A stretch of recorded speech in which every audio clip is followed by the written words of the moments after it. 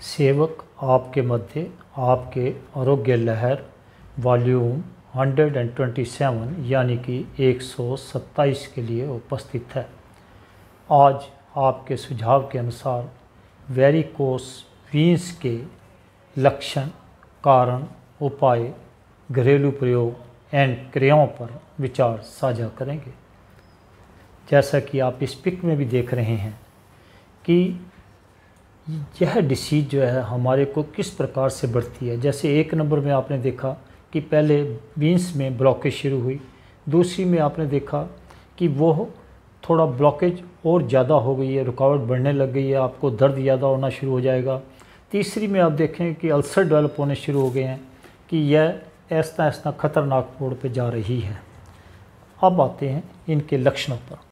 टांगों में थकावट महसूस होना, जलन महसूस होना, खारिश यानी कि खुजली महसूस होना, टांगों में और टखनों में स्वेलिंग आ जाना यानी कि सोजश आ जाना, सुबह सुबह या रात्रि के समय क्रैम्प पड़ना और लंबे समय तक बैठने से या खड़े रहने से टांगों में भारीपन आ जाना आदि आदि।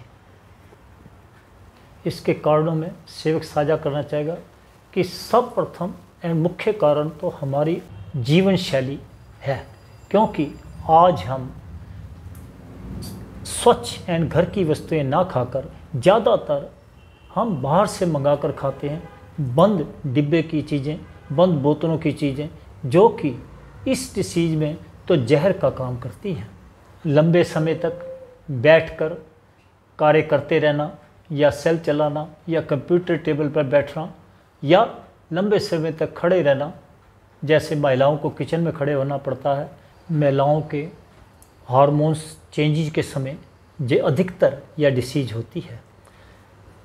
शरीर में खून का दौरा यानी कि संचारण धीमा हो जाना, यह डिसीज पारिवारिक हिस्ट्री से भी संबंधित होती है कि अगर हमारे बुजुर्गों को रही है तो तब भी हमें आ सकती है। और एक लास्ट भी सेवक जो डिस्कस करने जा रहा है कि हमारे शरीर में ब्लड को प्रॉपर ऑक्सीजन का ना मिलना, क्योंकि आज हम देख रहे हैं कि हम अंदर रह के ही सारे काम करते हैं, एसी में अंदर रहते हैं, एसी में गाड़ी में जाते हैं, ऑफिस में भी एसी में रहते हैं। ये भी हमारे जो इस डिसीज के कारण बनते जा रहे हैं। हम सेवक उपायों से पहले यह साझा करना चाहेगा कि यह डिसीज तकरीबन 30% लोगों को अपने मुंह में ले रही है, क्योंकि आप देखते होंगे हम में से काफ़ी लोगों को नसों में ब्लॉकेज या स्किन के ऊपर से हरी नीली नसें दिखाना, टांगों में दिख जाना या अल्सर हो जाना। इसी प्रकार से गांठें भी आप देखते होंगे कि हमारे शरीर पे गांठें भी निकल आती हैं, कई बार उनमें दर्द होता है, किसी किसी में नहीं होता। इसलिए सेवक कहेगा कि जितना जल्दी हो सके आपको अपने चिकित्सक से इस प्रॉब्लम को साझा करना चाहिए, ताकि चिकित्सक आपके इलाज व करने के लिए टेस्ट करवा के आपका प्रॉपर इलाज शुरू कर सके। उपायों में सेवक कहेगा कि सर्वप्रथम तो आप अपने शरीर की सामर्थ्य के अनुसार सैर करें। जब भी आप बैठ जाएं तो अपने दोनों घुटनों को इस प्रकार रखें कि आपकी नसों में थोड़ा खिंचाव हो। अगर आपके बैठने का काम ज़्यादा हो जाता है या खड़े होने का काम ज़्यादा हो जाता है तो बीच बीच में से 30-40 मिनट के बाद उठकर 50 से 100 कदम जरूर चल फिर कर, बेशक आप घर में हैं या ऑफिस में हैं, चल फिर कर फिर वह काम कर सकते हैं। ऊंचे एड़ी के शूज और सैंडल ना पहने ना लगाएं। हल्की एवं साधारण पीटी व योग क्रियाएं करें।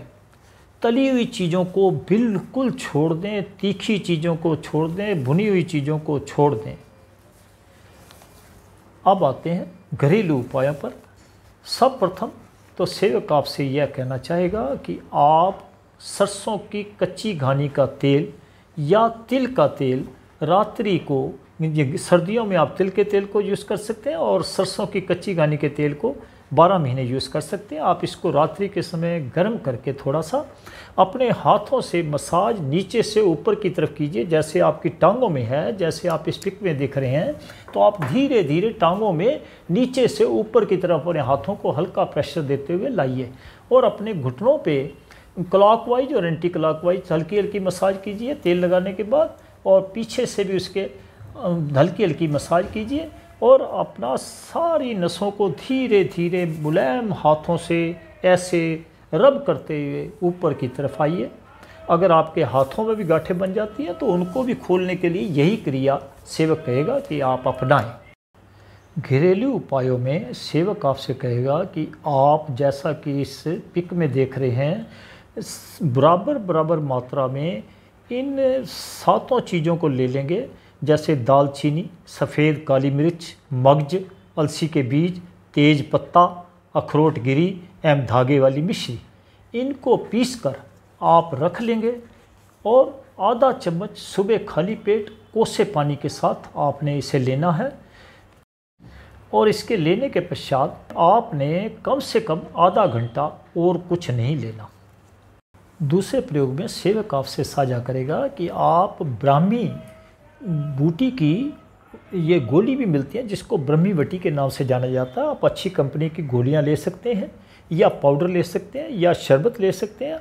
आप इसको सुबह शाम 2-2 चम्मच कोसे पानी में इसका प्रयोग कर सकते हैं, जिसको आप ल्यूक वार्म वाटर कहते हैं।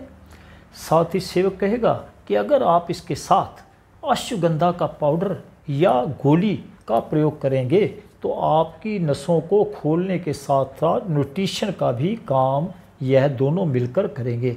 लेकिन यह ध्यान रहे कि अगर आप शरबत है तो 2-2 चम्मच कोसे पानी के साथ सुबह शाम लेने हैं। अगर गोली है तो 1-1, अगर पाउडर है तो 1-1 चाय वाला चम्मच सुबह शाम आपने कोसे पानी के साथ लेना है। और परहेज में कहेगा कि भारी खाना, खट्टा खाना, तली भुनी वस्तुएं 40 दिन तक तो बिल्कुल आपने नहीं लेनी। जब आपका ब्लड सर्कुलेशन प्रॉपर हो जाए तो घर में जो यूज प्रयोग होती हैं, जो आप घर में बनाते हैं सुपाच्य खाना, वो ही लेना है। अब आपका प्रश्न होगा कि लेना किस समय है। इसका उत्तर यह है कि आपने सुबह नाश्ते के आधे घंटे बाद और रात्रि को खाने के आधे घंटे बाद इसे लेना है। सेवक आपके साथ जो क्रियाएं साझा करने चाह रहा है बहुत हल्की हल्की है, लेकिन आप अपनी क्षमता के अनुसार इनको बढ़ाते जा सकते हैं। जैसे सपोज करो आप पहले करेंगे, ये देखिए आप ना अपनी लेग्स को ऐसे ऐसे हिलाएंगे पकड़कर। ये ऐसे क्या है कि आपकी नसें धीरे धीरे ब्लड का फ्लो बढ़ेगा, ऑक्सीजन उसमें मिक्स होगी। तो आप जब ऑक्सीडेट ब्लड सेल्स होने शुरू हो जाएंगी तो आपके नसें खुलनी भी शुरू हो जाएंगी, धीरे धीरे ये जो रोग जाना शुरू हो जाएगा। इसके बाद आप क्या करेंगे, जब ऐसे ऐसे फ्लेक्सिबल हो जाए तो धीरे धीरे इनको ऐसे उठा के अपने यहाँ चेस्ट के साथ लगाने की चेष्टा करेंगे। इस पहले आपने इस लेग को किया, फिर आप इस लेग से करेंगे, इस लेग को भी ऐसे ही करेंगे। ये देखिए पहले आप ऐसे ऐसे इसको फ्लेक्सिबल करेंगे, जैसे थोड़े कुछ दिनों में फ्लेक्सिबल हो जाएगी तो आप ऐसे यहाँ से पकड़कर इसको भी चेस्ट के साथ ऐसे लगाएंगे। अब दूसरी क्रिया में सेवक आपसे कहेगा कि आप बेड पर या मैट पर लेट जाएंगे। थोड़ा सा ये अपनी एड़ियों को हार्ड पोर्शन पे रखना, जैसे आपका 6 इंच या 9 इंच का कोई आपके घर में स्टूल है या कोई भी ऐसी थी, और बेड शीट एक लेनी है कॉटन की या टॉवल, उसको राउंड करके आपने इस शेप में यहाँ पे रख लेना है और ऐसे आपने बिल्कुल प्यार से लेट जाना है। आप जिस भी प्रभु को, जिस भी देवता को, जिस भी धर्म को मानते हैं, अंदर ही अंदर अपना उसका जाप करते रहिए। बिल्कुल इजी मूड में आपके मन में इस समय कोई ख्याल नहीं होना चाहिए। चेहरा मुस्कुराता हुआ आपका ध्यान अपने इष्ट में, जिसको भी आप मानते हैं। और तीसरा प्रयोग सेवक आपसे कहेगा, भुजंग आसन से आप सब ही परिचित हैं कि भुजंग आसन में आप किसी प्रकार से जितना आपसे किया जाता है, सपोज करो पहले आप इस प्रकार से ऐसे कर सकते हैं कि यहाँ से आप ऐसे उठे, यहाँ पे आपने अपने ठोड़ी को अपने हाथों पे रखा और धीरे धीरे जितना आप उठा सकते हैं आप उठाएंगे, ऐसे कि आपका इस पोर्शन पे प्रेशर पड़ रहा है आपकी लेग्स पे पूरा। इस प्रकार से भी आप ऐसे लेटे हुए हैं, बेशक इसको खरगोश मुद्रा कह दो। भुजंग आसन में क्या होता है कि आप ऐसे लेग्स पे आप हाथों को यहाँ पे लाइए और ऐसे उठाइए जितना आप उठा सकते हैं, जितना आपके शरीर में समर्थ है धीरे धीरे सांस छोड़ते हुए वापस आ जाइए और रेस्ट करने के लिए आप जो है ऐसे सीधा लेट जाइए, ऐसे, जिसको आप सोने की मुद्रा कहते हैं, आधी नॉर्मल सांसें। और लास्ट में सेवक आपसे साझा करेगा कि और जल्दी जैसे जैसे आप अपनी रिकवरी कर रहे हैं अपनी क्रियाओं को थोड़ा और हैवी करिए। जैसे सपोज करो, अब सेवक आपसे कहेगा कि शिशु आसन आपने देखा होगा, जब बच्चा रोता है, जब उसको भूख लगती है या कुछ होता है तो वो देखिए कैसे करता है। ये देखिए, जब आप नॉर्मल लेटे हुए पहले आप बिल्कुल अपनी आराम मुद्रा में थे, आप शिशु की तरह, बच्चे की तरह अपने शरीर को पूरा हिला देंगे। ये देखिए जैसे जैसे आपका सामर्थ्य बढ़ता जाए।